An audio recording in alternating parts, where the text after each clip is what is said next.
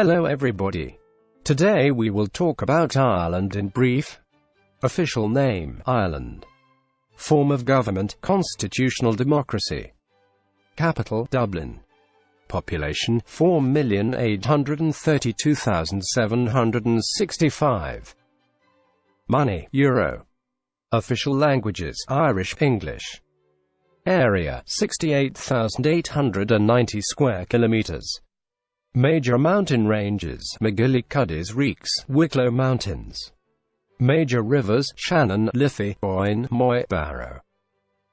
The national flag of Ireland, frequently referred to as the Irish tricolour, Triarthic na Éireann, is the national flag and ensign of the Republic of Ireland. The flag itself is a vertical tricolour of green at the hoist, white and orange. The proportions of the flag are 1:2, that is to say, flown horizontally, the flag is half as high as it is wide. Nature. The Irish have a great affection for nature and rural life. The country's first coins even featured pictures of animals. Low levels of development and pollution in Ireland have left most of the nation's open spaces relatively undisturbed. Did you know that there are no wild snakes in Ireland?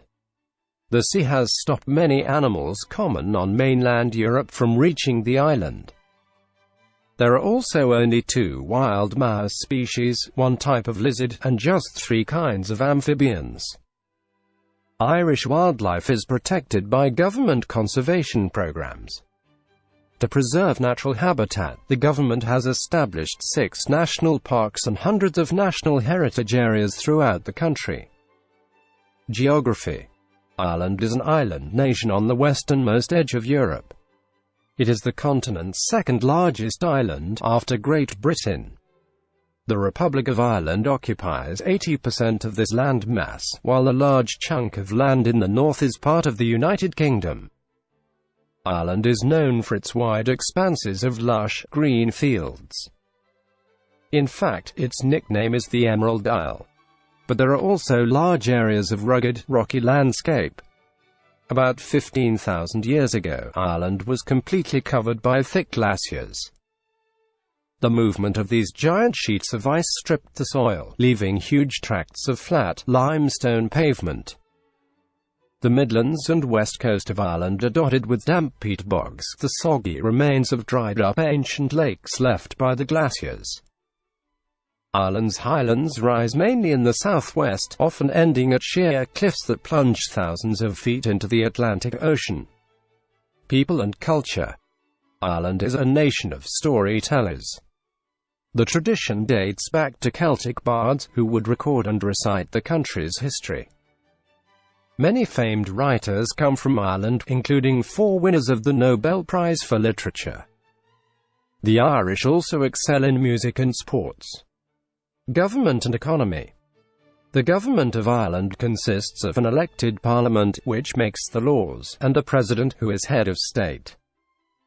The head of the government is the Taoiseach, pronounced Taoiseach, which means chief.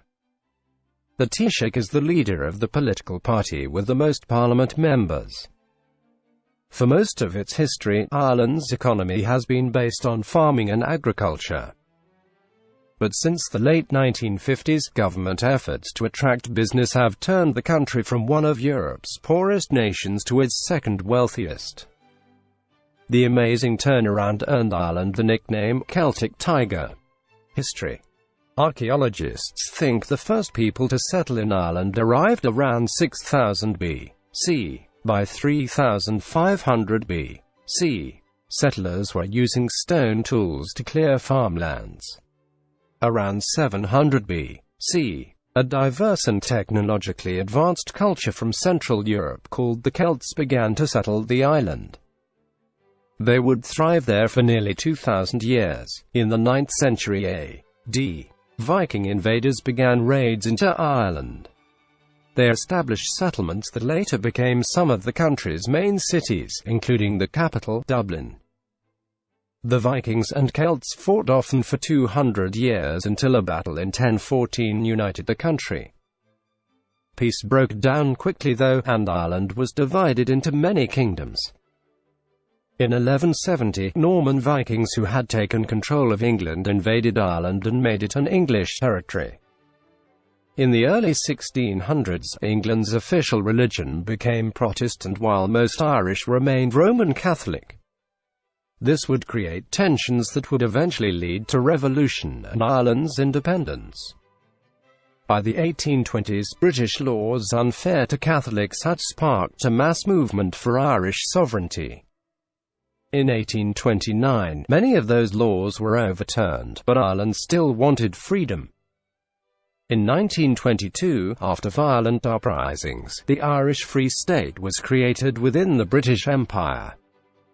In 1948, most of Ireland became an independent country, while 6 mainly Protestant counties in the northeast remained a British territory.